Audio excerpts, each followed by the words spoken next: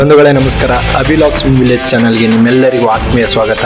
ನಾನು ನಿಮ್ಮ ಊರ ಹುಡುಗ ಅಭಿಷೇಕ್ ಭೈರವ್ ಮಾತಾಡ್ತಿರೋದು. ಇವತ್ತು ನಾನು ಹೊರಟಿರೋದು ಸಾಂಸ್ಕೃತಿಕ ನಗರಿ ಮೈಸೂರಿನಿಂದ ಚಾಮರಾಜನಗರ ಜಿಲ್ಲೆ ಅನ್ನೂರು ತಾಲೂಕಿನ ಕಡೆಗೆ. ಪ್ರಕೃತಿಯ ಮಡಿಲಲ್ಲಿರೋ ಅನ್ನೂರಿಗೆ ಹೋಗೋ ಆ ಬಸ್ ಜರ್ನಿ ಇದೆಯಲ್ಲ, ನಿಜಕ್ಕೂ ಅದ್ಭುತದ ಅನುಭವ. ಅನ್ನೂರು ತಲುಪಿದ ಮೇಲೆ ಅಲ್ಲಿಂದ ನಾನು ಪ್ರಯಾಣ ಬೆಳೆಸಿದ್ದು ಒಂದು ವಿಶೇಷವಾದ ಹಳ್ಳಿಗೆ, ಅದೇ ಭೈರನತ್ತ. ಹಸಿರು ಹೊಲಗಳು, ಸುತ್ತಲೂ ಕಾಣೋ ಸುಂದರ ಬೆಟ್ಟಗಳು ಮಧ್ಯೆ ಇರೋ ಈ ಹಳ್ಳಿ ನೋಡೋಕೆ ಎಷ್ಟು ಚಂದನೋ, ಇದರ ಹೆಸರಿನ ಹಿಂದೆ ಇರೋ ಇತಿಹಾಸ ಕೂಡ ಅಷ್ಟೇ ರೋಚಕವಾಗಿದೆ.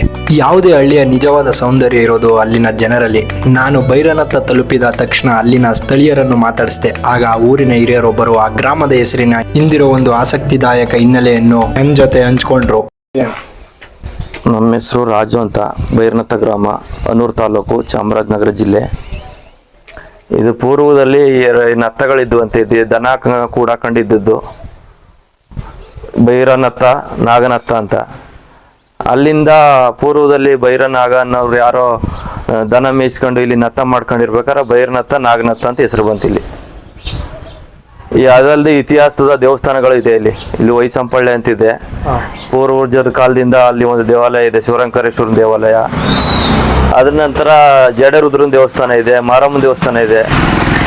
ಗ್ರಾಮದಲ್ಲಿ ಹಿನ್ನೆಲೆ ಇದೆ. ಅಲ್ಲಿ ಮಾದಪ್ಪನವರು ಮಾದೇಶ್ವರ ನಡ್ಕೊಂಡು ಹೋಗಿರೋ ಸ್ಥಳ ಇದೆ. ಇಲ್ಲೇ ಪಕ್ಕದಲ್ಲಿ 2 ಕಿಲೋಮೀಟರ್ ಗುಳ್ಳಿ ಅಂತ. ಅವ್ರ ಪ್ರಕಾರ ಮುಂಚೆ ಈ ಭಾಗದಲ್ಲಿ ಭೈರವ ಮತ್ತು ನಾಗ ಎಂಬ ಇಬ್ಬರು ವ್ಯಕ್ತಿಗಳು ವಾಸವಾಗಿದ್ರಂತೆ. ಇನ್ನು ನತ್ತ ಅಂದ್ರೆ ಹಳೆಗನ್ನಡ ಅಥವಾ ನಮ್ಮ ಗ್ರಾಮೀಣ ಭಾಷೆಯಲ್ಲಿ ದನದ ಕೊಟ್ಟಿಗೆ ಅಥವಾ ದನಕರುಗಳನ್ನು ಕಟ್ಟುವ ಜಾಗ ಎಂಬ ಅರ್ಥ ಕೊಡುತ್ತದೆ. ಅಂದ್ರೆ ಭೈರವ ಮತ್ತು ನಾಗ ಎಂಬುವರ ದನದ ಕೊಟ್ಟಿಗೆಗಳು ಇದ್ದ ಜಾಗವೇ ಕಾಲಕ್ರಮೇಣ ಭೈರನತ್ತ ಆಯಿತು ಅನ್ನೋದು ಇಲ್ಲಿನ ಜನರ ನಂಬಿಕೆ. ಇದಕ್ಕೆ ಪೂರಕವಾಗಿ ನೋಡೋದಾದ್ರೆ ಅನ್ನೂರು ಮತ್ತು ಮಲೆಮಹದೇಶ್ವರ ಬೆಟ್ಟದ ಸುತ್ತಮುತ್ತಲಿನ ಈ ಭಾಗಗಳು ಮೊದಲಿನಿಂದಲೂ ಪಶುಪಾಲನೆಗೆ ತುಂಬಾ ಹೆಸರುವಾಸಿ. ಕಾಡಿನ ಅಂಚಿನಲ್ಲಿರೋದ್ರಿಂದ ಇಲ್ಲಿನ ಜನರು ದನಕರುಗಳು ಸಾಕೋದು ಜಾಸ್ತಿ. ಹಾಗಾಗಿ ನತ್ತ ಅಂದ್ರೆ ದನದ ಕೊಟ್ಟಿಗೆ ಎಂಬ ಅರ್ಥ ಇಲ್ಲಿನ ಭೌಗೋಳಿಕ ಹಿನ್ನೆಲೆಗೆ ಪಕ್ಕಾ ಹೊಂದಿಕೆ ಆಗುತ್ತೆ. ನಮ್ಮ ಹಳ್ಳಿಗಳ ಹೆಸರಿನ ಹಿಂದೆ ಇಷ್ಟೊಂದು ಸುಂದರವಾದ ಇತಿಹಾಸ ಇರುತ್ತೆ ಅಂತ ಯೋಚನೆ ಮಾಡಿದ್ರೆ ತುಂಬಾ ಖುಷಿಯಾಗುತ್ತೆ. ಈ ಮಾಹಿತಿ ನಿಮಗೂ ಇಷ್ಟ ಆಗಿದ್ರೆ ಈ ವಿಡಿಯೋಗೆ ಲೈಕ್ ಮಾಡಿ, ನಿಮ್ಮ ಅನಿಸಿಕೆಗಳನ್ನು ಕಮೆಂಟ್ ಮಾಡಿ.